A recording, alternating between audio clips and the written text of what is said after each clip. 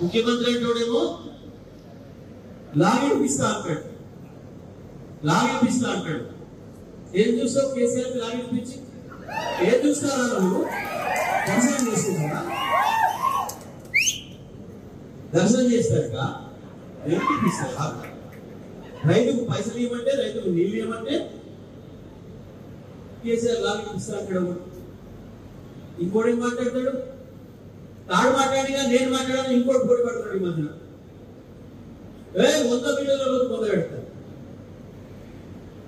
ప్రజాస్వామ్యం దున్నపోతులా ఎదిగారు కాబట్టి మిమ్మల్ని పెట్టాలి. ఉండబెట్టరు, మీరు 100 మీటర్ల రోజు ముందా కేసీఆర్ కాదు పెట్టాల్సింది మిమ్మల్ని, మీ పార్టీ. మాయ మాటలు చెప్పి ప్రజలకు చేయలేని చేతగాని హామీలు ఇచ్చి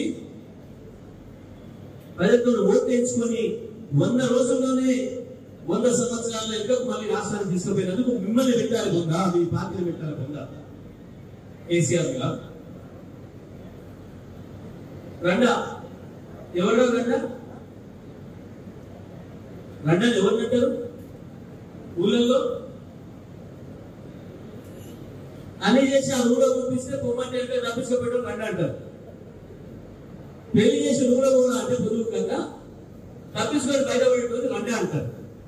మీరు రండారు 100 రోజులైనా పరిపాలన ఎట్లా చేయాలో తెలియక సచివేలలో లిస్టీ కేసీఆర్ అడిగినాడు రండా. ఇచ్చిన హామీని నెరవేర్చలేక ఎన్నికల కమిషన్ అడ్డం వచ్చిందని చెప్పినాడు రండా. అయినా కేసీఆర్ చెప్పిండు, అది గుణనాయన గారా మీరు ఆనాడు నేను రైతు బంధు ఇస్తాంటే వద్దని చెప్పి ఎన్నికల కమిషన్ ఒప్పుకున్నాను.